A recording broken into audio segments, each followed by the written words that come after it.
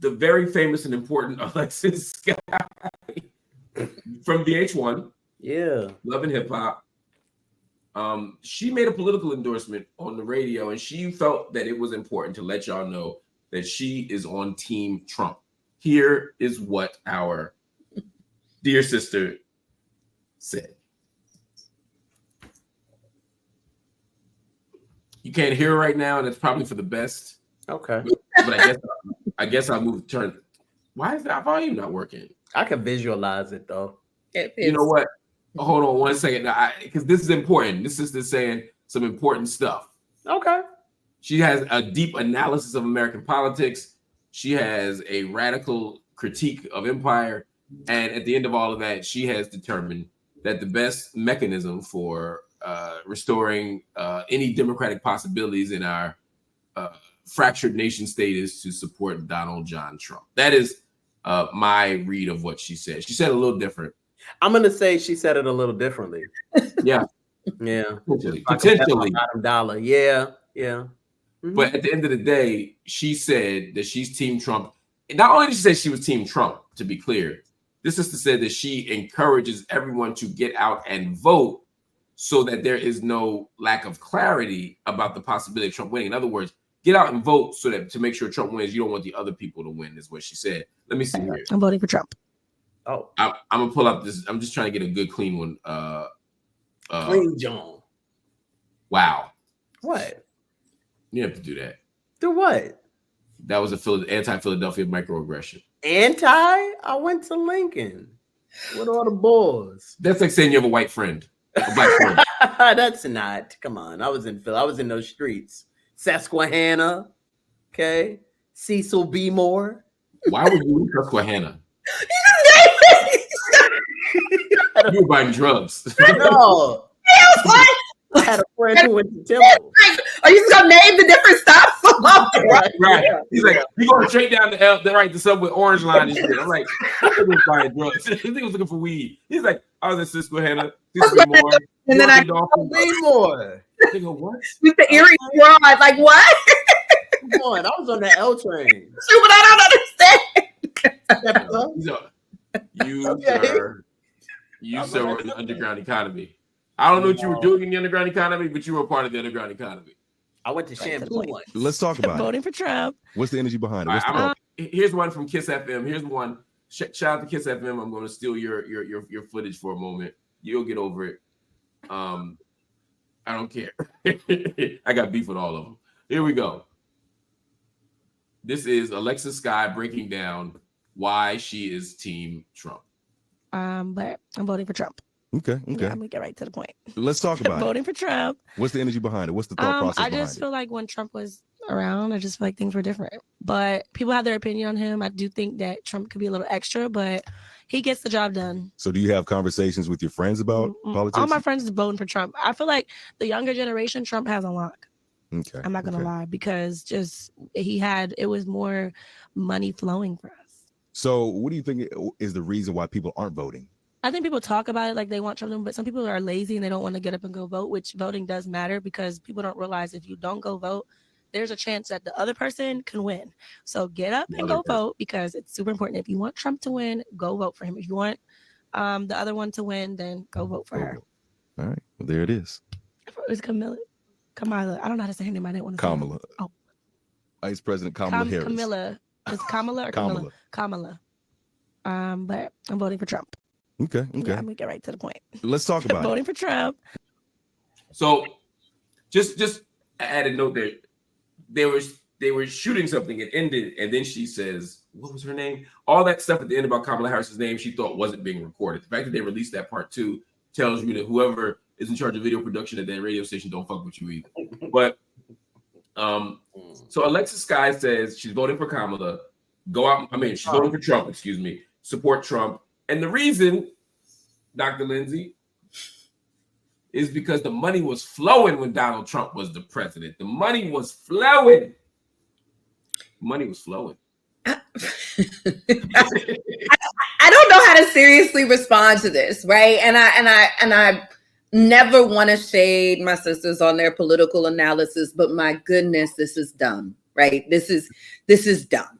It's not only untrue, it's just fucking dumb. And it's, you know, one of those things where I'm just like, okay, sis, like, do you cash that check, whatever that is? And I love that the young people aren't falling for it, girl. You allegedly 30, could be older. I don't know. Is that considered young? I'm not sure. Among voters. I'm not sure. I mean, I don't, as a voter, like, this would be, you know, this should be your fourth or so election if you started voting at 18. So, like, I don't know that you are constitutive of what I would consider the young voters who are like my students in OSU who are voting for the first time, who are energized in various ways about this. And if they're younger voters, what the economy is doing wouldn't have the impact, like the analysis of the economy being this, like if you were 18, 19, 20, like getting the STEMI is not necessarily the factor. You might be thinking about student loans, of which she has none. You might be thinking about Dr. Lindsey went in the chopper spray tonight.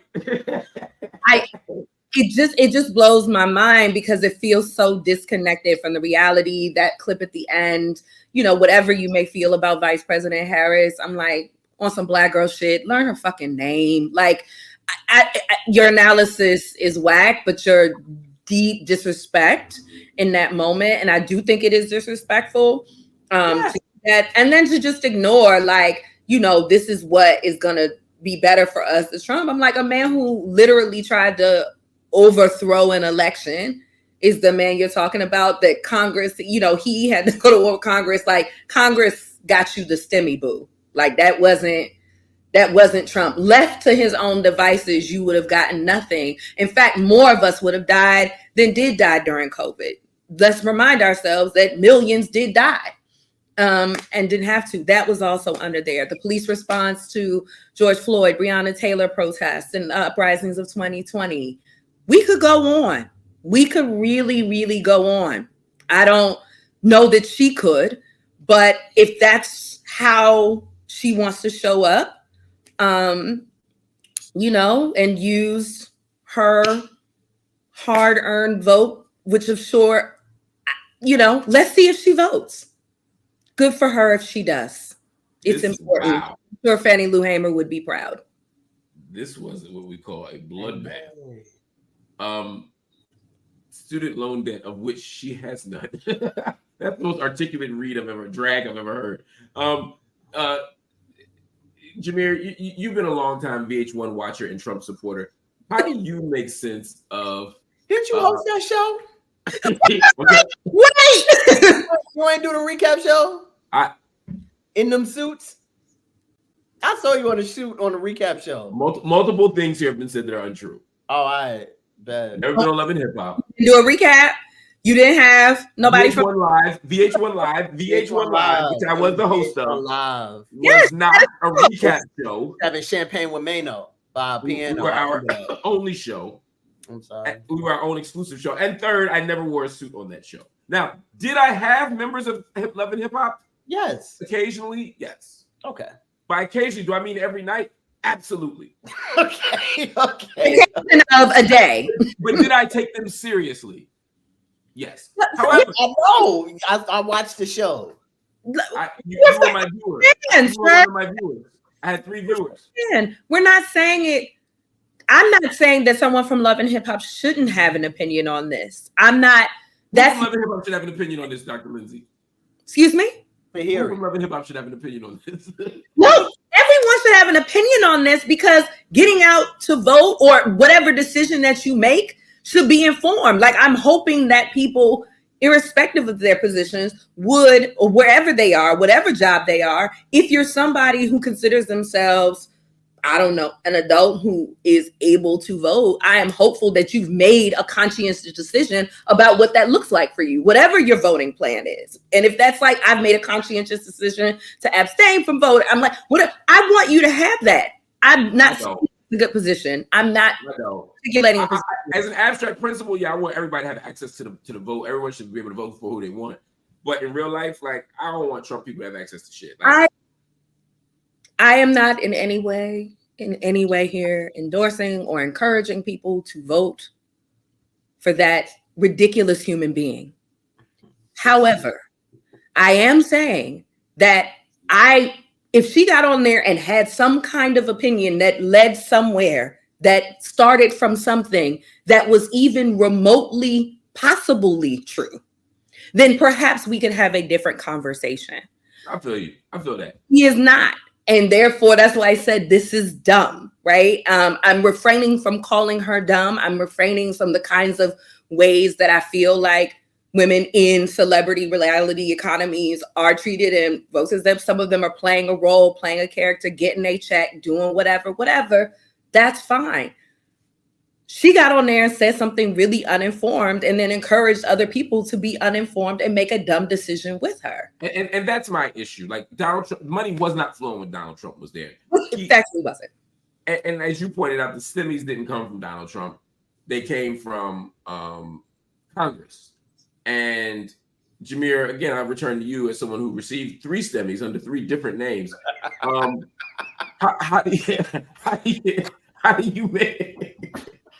Oh my gosh! How do you when you see stuff like this, when you watch people use their platform for this, but also get a platform for this type of shit? Yeah. How does it make you feel? I mean, I could have went my whole life without seeing this. I think that number one. Number 2, though, I think most importantly is that when you tell people like, yo, your vote matters, this is what you get. This is the product of your vote matters. You give people license and a platform to be able to say at the top of their lungs, you know, this is who I'm voting for and this is why. And we just heard Alexis Skyy. Now, here's another thing I didn't like, Jameer. Here's another thing I didn't like. Again, she thought the drop was over, or the little interview clip was over. Yeah, man. And then when it was over, she said, "What's her name? Camila, blah blah blah blah blah." Here's the thing. I get if you don't know J.D. Vance's name. I get if you don't know Tim Walz's name, right? Because like, but Kamala Harris is the fucking vice president right now. Are you surprised? Yeah. Are you surprised? Not knowing the vice president's name is wild to me. That's all I was saying. It's wild to me. Come on, man. You've traveled around this country before. Are you surprised? That a black girl doesn't know the first black woman vice president? Yeah, I am a little bit. Then we just had a whole conversation about Jamaican too. Right. Jamaican. She's Jamaican. Like Jamaican. Here's the thing. If you pronounce her name Kamala like she's like the wrestler, like the wrestler, yeah. That's problematic to me at this point because it feels passive aggressive. But at least I can at least understand how you get there, right? You at least are familiar with her, but to not know her name at all, like you never, I don't know. I guess I just almost like she's never really interacted with politics before, huh? Maybe that she's never voted before. Almost. Who knows? Who knows, right? Yeah. Almost. And I think that's what I find so wild, like, and frustrating. I mean, all right, if we just look at the political landscape, first of all, we know that both candidates have, well, let me not say both. I know Vice President Harris has been doing several media tours on long form media and also mainstream media. But you watch, like I was watching, I think Trump was on like this Barstool show. I can't remember the name, so I'm not even gonna plug them. But like they spoke about football, weight training, and then he just like bashed everybody.